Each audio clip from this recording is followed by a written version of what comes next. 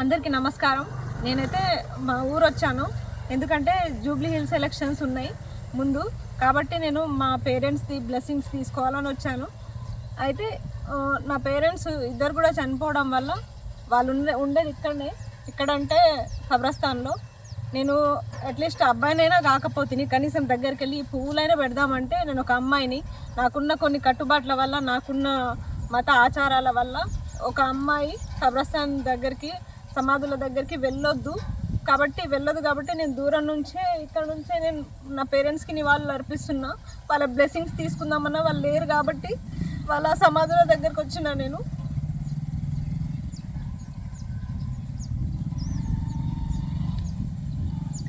కనీసము వాళ్ళకి ఇష్టమైన ఇటు ఫ్లవర్స్ అయినా వాళ్ళకి సమర్పిద్దామంటే నేను అమ్మాయిని పోవద్దంటారు. ఒకవేళ నేను ఈ కట్టుబాట్లను దాటిపోయినా సరే, ఇప్పుడు ఉన్న వాళ్ళంతా, ఈ వీడియో చూసే వాళ్ళంతా ఏమంటారంటే అట్లా పోయింది అమ్మాయి, పోవద్దు కదా, సమాధుల దగ్గరికి పోవద్దు కదా, కబ్రస్థాన్కి వెళ్ళొద్దు కదా అంటారు. మరి నేను ఏం చేయను? నేను అమ్మాయినై పుట్టిన, నా పేరెంట్స్కి కనీసం ఒక పువ్వు కూడా సమర్పించలేని పరిస్థితుల్లో నేను ఉన్నానా? నాకు అది బాధ అనిపిస్తుంది. మరి నేను బ్లెస్సింగ్స్ ఎట్లా తీసుకోవాలి నా పేరెంట్స్ తోటి? నాకు అర్థం కావట్లేదు. అయినా సరే ఇక్కడ దూరం నుంచే నా పేరెంట్స్ బ్లెస్సింగ్స్ నేను తీసుకుందామని వచ్చిన. కాబట్టి చూడండి, నాకు నిజంగానే పేరెంట్స్ ఎవరు లేరు. అందరూ బూటక మాటలు అనుకుంటారు. ఎందుకంటే బీఆర్ఎస్ పంపించిరు, బీజేపీ పంపించిరు, అంత పేడ్ ఆర్టిస్టులు అది అంటారు. దయచేసి నమ్మకండి. నిజంగానే ఒక పల్లెటూరు వాతావరణం నుంచి, పల్లెటూరు నుంచే నేను వచ్చిన. ఒక ఉద్యోగం కొట్టుకోవాలన్న ఆశయంతో నేను హైదరాబాద్ వచ్చిన. కానీ అక్కడ పరిస్థితులంతా మారిపోయి నన్ను నిజంగా నేను నోటిఫికేషన్లు రాకపోతే రాజకీయంగా పోటీ చేస్తా అనే స్థాయికి కథ వచ్చింది. అది అట్లా దేవుడు అట్లా దారి చూపించిండేమో. అందుకే ఇప్పుడు నవంబర్ 11కి ఎలక్షన్స్ ఉన్నాయి. కాబట్టి నవంబర్ 11 అంటే 1 మంత్ కూడా టైం లేదు. అందుకే నా పేరెంట్స్ బతికున్నా లేకపోయినా ఖచ్చితంగా మన పేరెంట్సే మనకి మొదటి గురువులు, మొదటి దైవం మన పేరెంట్సే. కాబట్టి వాళ్ళ బ్లెస్సింగ్స్ కోసమే నేను మా ఊరు వచ్చిన. కానీ అందరు అంటూ ఉన్నారు, మరి ఎవరు లేరు కదా, ఎందుకు వెళ్ళినావు అని. ఎందుకు? వాళ్ళు కట్టించిన ఏదో పడిపోయే స్థాయిలో ఉన్న ఇల్లు ఉంది, ఆ ఇంటి కోసం వచ్చిన.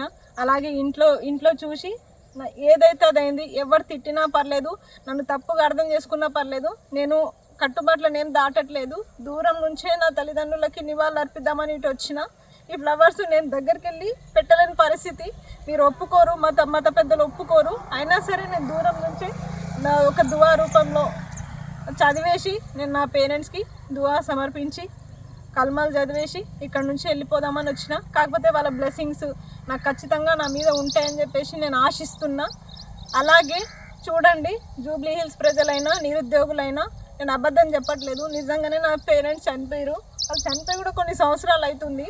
ఇప్పుడు కాదు, అప్పుడు కాదు. అందుకే నాకు ఈ ఊరికి రావడం కూడా ఇష్టం ఉండదు. కానీ ఇప్పుడు నాకు ఖచ్చితంగా నా పేరెంట్స్ ఆశీర్వాదం కావాలి కాబట్టి నేను వచ్చిన. ఎందుకంటే చూసే వాళ్ళకు కూడా నేను ఎంతసేపటికి హైదరాబాద్లో ఆ యూనివర్సిటీ ముందో ఏదో ఒక ఇందిరా పార్క్ దగ్గరనో మాట్లాడుతున్నాను కాబట్టి వాళ్ళందరూ నమ్మట్లేదు. ఇక చూడండి, అదే మా ఊరు. అదే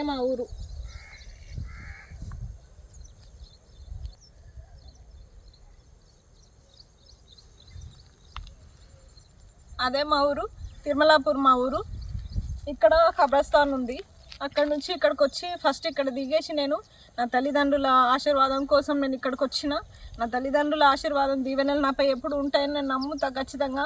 ఈ టైంలో వాళ్ళు ఉంటే బాగుండేది, కానీ నా దురదృష్టం వాళ్ళు లేకపోవడము.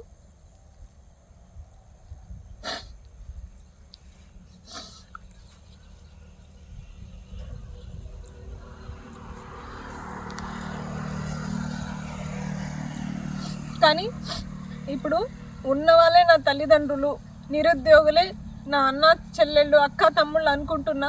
అలాగే మీ పేరెంట్సే నా పేరెంట్స్గా భావిస్తున్నా. జూబ్లీ హిల్స్ ప్రజలారా, దయచేసి అర్థం చేసుకోండి. ఇది నా పరిస్థితి. నేను ఏ బంగ్లాలో పుట్టలేదు, ఏ ఏసీ కార్లో తిరగట్లేదు. మీలాంటి మామూలు జీవితం గడిపి ఇప్పుడు వచ్చిన ఎన్నో అవమానాలు, ఎన్నో ఎదురు దెబ్బలు, ఎంతో అణిచివేతకి గురైన అమ్మాయిని నేను. వాటన్నిటిని తట్టుకొని ఈరోజు బయటికి వచ్చిన. నాలాంటి గొంతుకలు బయటికి రాకపోవడానికి కారణం ఇంట్లో కొన్ని కట్టుబాట్లు, అలాగే ఇంట్లో కొంచెం ఇలా చేయొద్దు అని కొన్ని కట్టుబాట్లు ఉంటాయి. భర్త రూపంలోనో వేరే వాళ్ళ రూపంలోనో, చుట్టూ ఇరుగు పొరుగు వాళ్ళ రూపంలోనో, బంధువుల రూపంలోనో వాళ్ళని అడ్డేస్తారు. కానీ నేను అవన్నీ దాటుకొని మరి నా చదువును ముందుకు సాగించుకున్నా. అలాగే ఏ అర్హతలు చూసినా నేను దానికి అన్నిట్లో నేను క్వాలిఫైడే. అట్లా కూడా నువ్వు నిరుద్యోగివి కాదు అంటే ఏ ఎగ్జామ్ క్వాలిఫై అవ్వాలి చెప్పండి, నాకు అర్థం కావట్లేదు. అన్ని చదువులు చదివి అన్ని ఎగ్జామ్లు క్వాలిఫై అయ్యి అన్ని 1:2లో వచ్చి అన్నీ కోల్పోయి, ఉద్యోగాలు కోల్పోయి, ప్రభుత్వాలు చేసిన తప్పుకి ఉద్యోగాలు కోల్పోయి ఈరోజు ఈ స్థితిలో నిలబడ్డము. పైగా మీరు నోటిఫికేషన్స్ ఇవ్వట్లేదు కాబట్టి ఈ నిరసనగా నేను జూబ్లీ హిల్స్లో పోటీ చేస్తున్నా. దయచేసి అందరూ కూడా చూడండి, నన్ను ఆశీర్వదిస్తారని చెప్పేసి నేను కోరుకుంటున్నా. నేను నిజంగా ఇదైతే నాటకం కాదు కదా, కావాలంటే వచ్చి చూసుకోండి. మా ఊరు తిరుమలాపూర్, మహబూబ్ నగర్లో వచ్చి చూసుకోండి. నేను అబద్ధం చెప్తున్నా అంటే ఒకసారి మీరు అందరు కూడా గమనించండి. దయచేసి నా తల్లిదండ్రుల మీద నేను ప్రమాణం చేసి చెప్తున్నాను, మీకు అందరికీ ఖచ్చితంగా ఉద్యోగాలు వచ్చేలాగా, అలాగే నేను పడుతున్న ఇబ్బంది ఏ ఆడపిల్ల పడకుండా, నా తల్లిదండ్రుల్లాగా మీ తల్లిదండ్రులు నా తల్లిదండ్రులు అనుకొని వాళ్ళకు కూడా ఎలాంటి ఇబ్బందులు కలగకుండా నేను ఉంటా, మీకు వేళలా మీకు తోడుంటా అని చెప్పేసి నేను ప్రమాణం చేస్తున్నాను. నా తల్లిదండ్రులకు సాక్షిగా నేను చెప్తున్నాను. ఎందుకంటే ఇంట్లో కుటుంబం లేకపోతే ఆ బాధ ఎట్లుంటుందో నాకు తెలుసు. ప్రత్యక్షంగా నేను అనుభవిస్తున్నా.